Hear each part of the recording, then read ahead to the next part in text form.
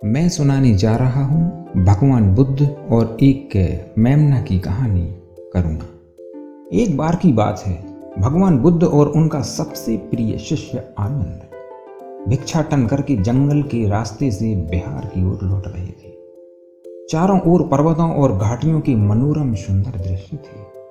पक्षियों और पानी के बहने की रमणीय ध्वनि आ रही थी। बुद्ध और आनंद एक पेड़ के नीचे खड़े हो गए। पेड़ हरा भरा और घनी छायादार था। तभी उनकी दृष्टि एक विशाल भेड़ों और मवेशियों के झुंड पर पड़ी। उस झुंड के साथ कुछ चरवाहे भी थे। सारा झुंड आगे बढ़ता चला जा रहा था, लेकिन उस झुंड के पीछे एक प्यारा और नन्हा सा मेमना भी चल रहा था, जो जख्मी होने के कारण झुंड के साथ चलने में संघर्ष कर रहा था। उस मेमने के पीछे पीछे एक चरवाहा भी चल रहा था, जो उसे बेरहमी से पीट रहा था। बुद्ध ने उस चरवाहे से कहा, मित्र, तुम इसे क्यों पीट रहे हो? चरवाहे ने कहा, भंते, इसका पैर टूट गया है, जिस कारण हम झुंड से पिछड़ रहे हैं। आनंद ने कहा, मित्र, तुम्हें इस पर दया नहीं आती? चरवाहे ने कहा, आप लोग इतने ही करुणाशील हैं तो इन सारी मवेशियों की जान बचा लो।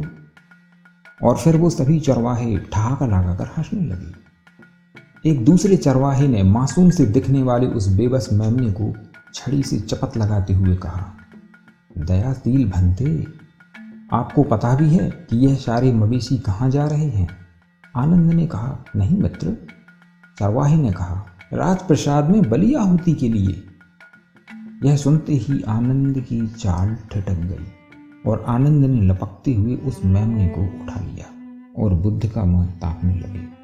और बुद्ध ने कहा, आनंद, क्यों ना हम राजा के बलि यज्ञ में शामिल हों? बुद्ध की बात सुनकर आनंद की बेचैनी कुछ कम हो गई। फिर बुद्ध और आनंद बारी बारी से उस मेमने को अपनी गोद में लिए हुए राजा के यज्ञ स्थल पर पहुंच गए। जैसे ही राजा को भगवान बुद्ध के आगमन का पता चला, राजा भगवान बुद्ध के अतिथि सत्कार हेतु स्वयं पधारे।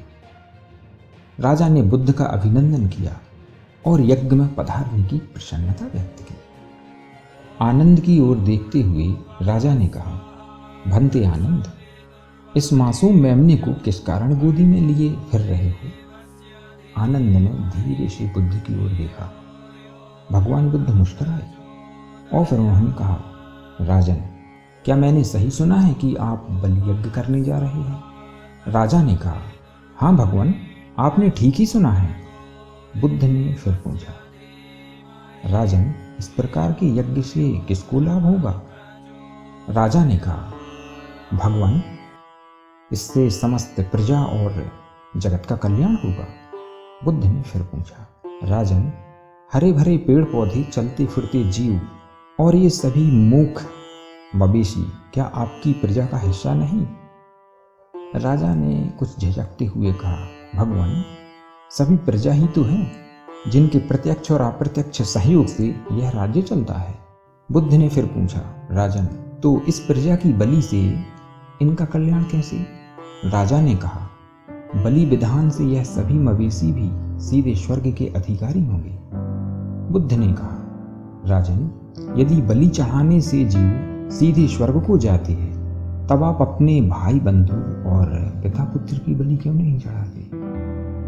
राजा शर्मिंदा होते हुए भगवान बुद्ध से क्षमा मांगने लगे और राजा ने तुरंत अपने मंत्री से राज्य में बलि निषेधाज्ञा पत्र जारी करने को कहा। तब भगवान बुद्ध ने यह बात कही, जिस राज्य का राजा करुणा पूर्वक सारे कार्य संपादित करता है, उसकी प्रजा हमेशा सुखी रहती है।